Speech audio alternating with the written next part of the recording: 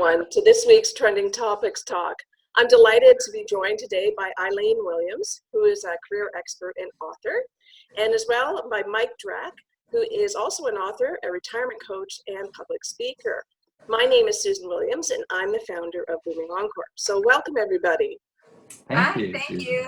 Okay, guys, let's just jump right in there. Our first topic up is there was an article that was published by the Pew Research Center, and they published some research on how life has actually changed for millennials since over the last 50 years. And some of the things that they cited were, the millennials are much better educated now, especially women, and there are a lot more women now in the workforce, not too surprising. They are waiting much longer to get married. The average age is closer to 30 now, whereas previously 50 years ago it was about 20. And a lot more are living in the metropolis areas. They're not actually moving out to what we would call the burbs. So based on that, what do you think of this study? Like, did you have any big surprises? Anything that you thought was, out of the ordinary? Mike, you wanted to start it off? Well, I looked at all the stats they gave, and there were no surprises. I agreed with them all. But I have some major concerns about what the things that the millennials are going to be facing in the years ahead. I think life's going to be a lot harder than it was for the boomers. And the reason it's going to be harder is that the world's changed dramatically. And, one of the key things is that there's no job security. Right. With the pace of change, too. Like a job could be here in an industry today and be gone in 5 years. And you have to be able to adapt to that changing kind of landscape and work. And you have to be, I guess, very good at being able to get a new job, because you're going to have at least 10 of them, according to some of the stats I've seen in a lifetime for a millennial, if not more. Exactly. Eileen, what do you think? Well, I totally agree with what you just said, Mike. And the other thing is, it didn't surprise me about the advanced educational degrees for both genders, but the fact that women have outperformed, men in that regard with millennials as far as getting degrees. I think it's great, and I certainly hope that pay parity follows suit quickly. That's been an issue for years and years and years. So I think that's great news. The thing that I was a little surprised about was the fact that they are so reluctant to focus on and support major institutions anymore. And there was a related article that linked to the article we were talking about that spoke politically about millennials, how they vote. And they vote for liberal causes, but they want to register as independents. And not that I have a right or wrong regard to that, but it just surprised me a little bit, considering that our parents, the greatest generation, were so totally behind major institutions and the responsibilities and the rules and the things that social norms brought about in the 50s. So it just kind of surprised me. That's it. But I agree with you, Mike. There's a lot of challenges ahead. Yeah, both of you, I think, made some excellent points. What I find was really interesting is, and I've got two kids that are millennials, I think the challenges that they're also going to potentially face is with the whole being constantly connected. Like that whole 24 or 724, 24/7, whichever way you say it. I mean, they're continually on and they're continually bombarded. Like, I remember when we first started working, I mean, you'd go home at night and you would go home, like it was shut off.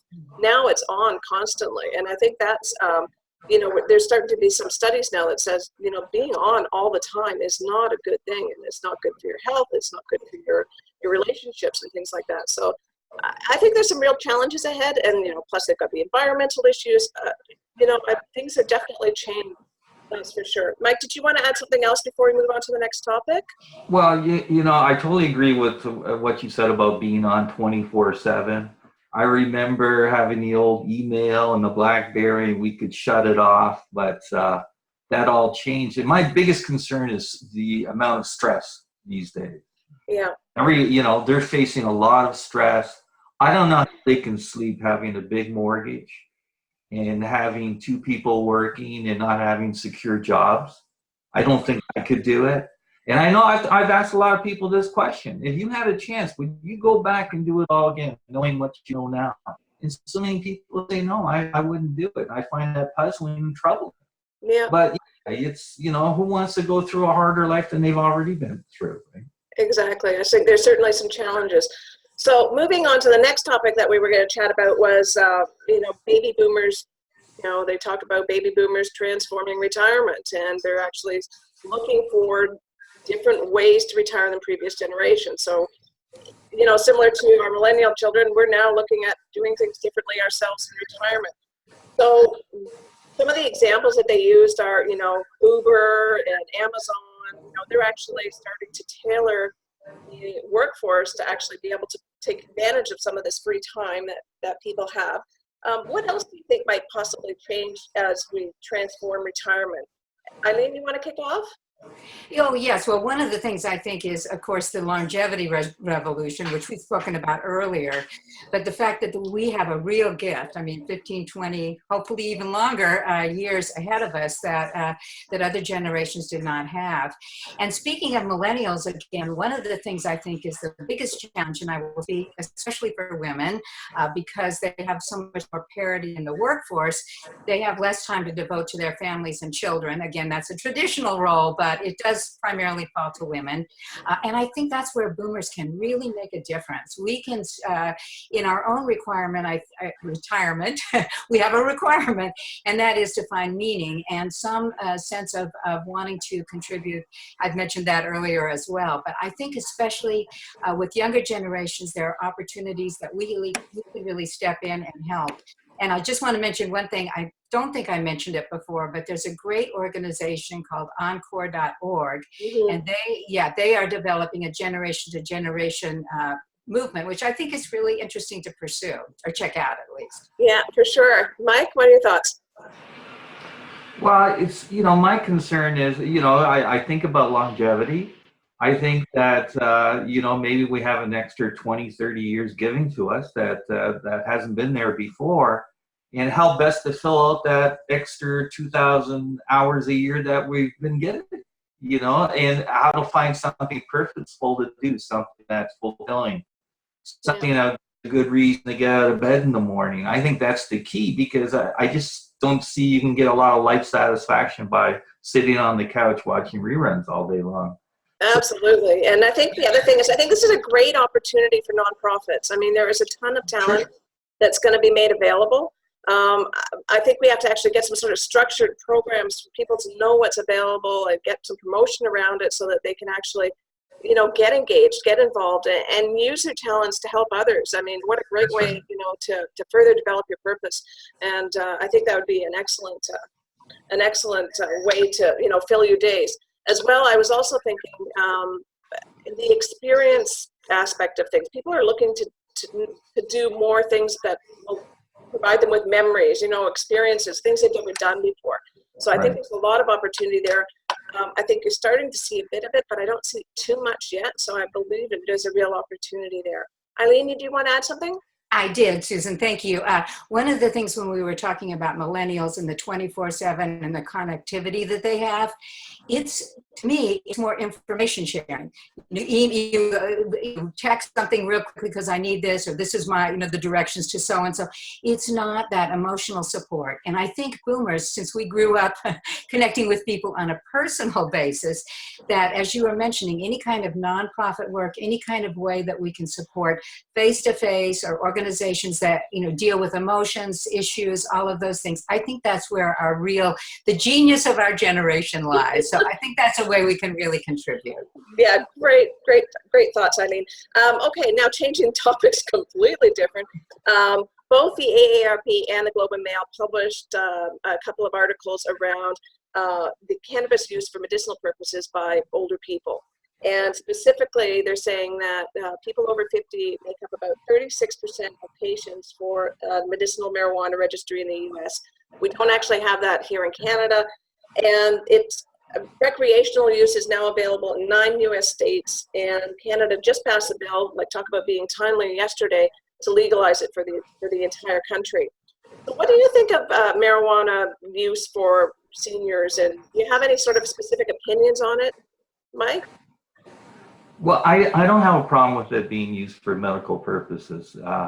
If it can help with a person that maybe is suffering from arthritis and it will improve their quality of life, I'm all for it. I don't have a problem for it. My concern is when you start, providing it to everyone for recreational purposes or whatnot. It's a concern to me because I think people could use it as an easy out from stress, as a way to break off from reality or responsibilities for a period of time. And that's when I get concerned, because I think that's when bad things happen. And, you know, sometimes I think to myself, maybe this is the reason why they want to legalize it, is that they can keep everyone kind of high so they won't notice how bad things are getting in this world. You'll call me cynical, but, you know, I'm saying, you know, you got to deal with your problems. And, you know, having another out, you know, in addition to alcohol or whatnot, is not the way to go. Eileen, what do you think? Well, I will confess, I am a Californian. I graduated from Berkeley, UC, in the early 70s. And like President Clinton, who said he tried, but he didn't inhale. I mean, every boomer rolled their eyes at that one. I'm sorry. True. But I do think they have taken out, first off, in medical marijuana, they have taken out the high factor, whatever that is. Yeah. And as you said, timely, Susan, my back, you want to hear my aches and pains? My back has been bothering me for the past week or so, and I've had on and off back issues. I'm going to try it. So next time we talk, I will report in and see how it works. Because I read that article, I thought, what a great way. And plus, I've been popping ibuprofens. You know, I don't, you know, with the opioid crisis, this seems like such a great win-win. You know, so. Anyway. No, I'm absolutely with you guys. I think for medicinal purposes, there's no question at all to me, especially considering some of the other dangerous, you know, drugs that people could be using to try and manage their pain. But similar to you, Mike, I'm a bit nervous around the recreational use. And the reason being is I don't know if we have enough research really in place yet to understand what it can do to young minds, especially over prolonged use of a time. And now that it's become legalized, it's not like, you know, it's almost like it's okay. We're kind of saying it's okay to do this. And I'm just not sure if we've just got enough research yet to support it. So that's my only reservation at this point. But for medicinal purposes, I think all the power to you. I don't know why we're having such a hard time getting it, you know, or had such a hard time getting it legitimized for that purpose. All right, guys. Well, thank you so much. I really appreciate your time today. So this ends our talk for today. So I hope everybody is making everyday matter and you're living your own booming Encore. Bye, everyone. Bye.